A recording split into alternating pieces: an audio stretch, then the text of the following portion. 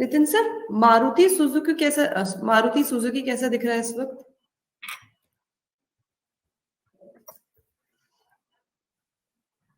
Maruti automobile sector में four wheelers के अंदर खास करके नंबर 1 कंपनी है। मार्केट शेयर आज भी कंपनी की जो है 60+% है। मतलब हर 10 गाड़ी में 6 गाड़ी मारुति की होती है। और जो एक मास है, क्योंकि इंडिया की सबसे बड़ी जो एक एसेट है वो है हमारा पॉपुलेशन। आज 2 दिन पहले जो डेटा आया है उसके अंदर में 8 अरब पहुंचने में यूएनओ ने भी बोल दिया कि यूएन में भी बोल दिया कि भाई सबसे ज्यादा कंट्रीब्यूशन जो है वो इंडिया का भी है। अब इसके पॉजिटिव और नेगेटिव देखो दोनों एस्पेक्ट है। बिकॉज ये जो ह्यूमन कैपिटल है अगर सबसे ज्यादा हमारे पास है और ये अगर इफिशिएंट ह्यूमन कैपिटल होते हैं तो हमें सुपर पावर बनने से कोई नहीं रोक सकता है।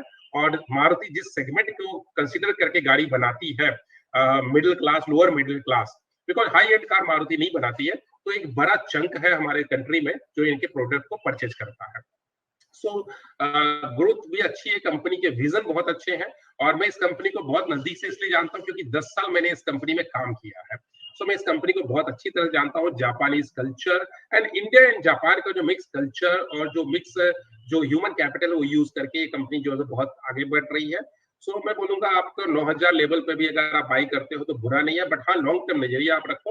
9,000 के लेवल पर आप बाइंग करते हो और अगर 2 से 3 साल का अगर आपका नजरिया है तो मुझे ये स्टॉक बड़े आराम से 11,900 मतलब ऑलमोस्ट 12,000 टच करता हुआ दिखता है 2 से 3 साल के अंदर में।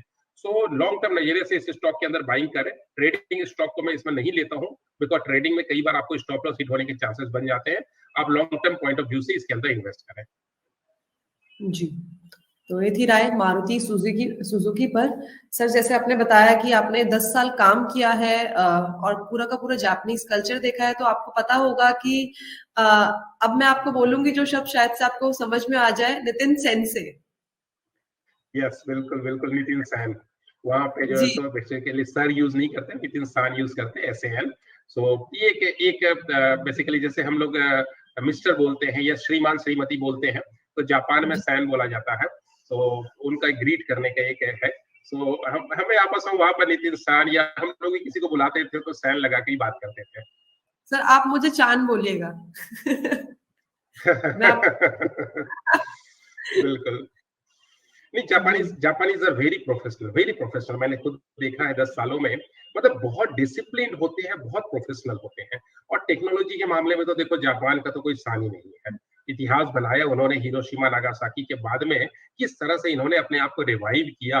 और आज भी जापान में जिस तरह से अर्थक्वेक्स यानी तो सुनामी के खतरे बने होते हैं, बट उसके बावजूद टेक्नोलॉजिकली इन लोगों ने, देखो दुनिया को आज टेक्नोलॉजी जापान देता है। अमेरिका उस टेक्नोलॉजी को इनकैश करता है, बट जापान जो है टेक्नोलॉजी बनाता है। They are the originator of the technology. So बहुत ही प्रोफेशनल ये लोग होते हैं जापानीज लोग। और चूंकि मारुति के साथ में इनका जब टाई अप था, आज भी 56% होल्डिंग जो है सो मिस्टर सुजुकी की बनी हुई है। सो ये कल्चर जो है कहीं ना कहीं मारुति के अंदर आया है और बहुत प्रोफेशनल वे में कंपनी काम करती है। कंपनी के सिस्टम प्रोसेस बहुत स्ट्रॉन्ग है।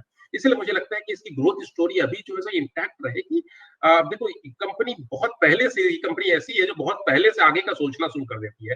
जब ईवी की कहानी शुरू हुई थी तब इन्होंने अपने ईवी के ऊपर काम करना शुरू कर दिया था। तो इसीलिए मैं इस कंपनी को जानता हूँ, बहुत नजदीक से देखा हूँ। जी, तो ये थी राय मारुति सुजुकी पर।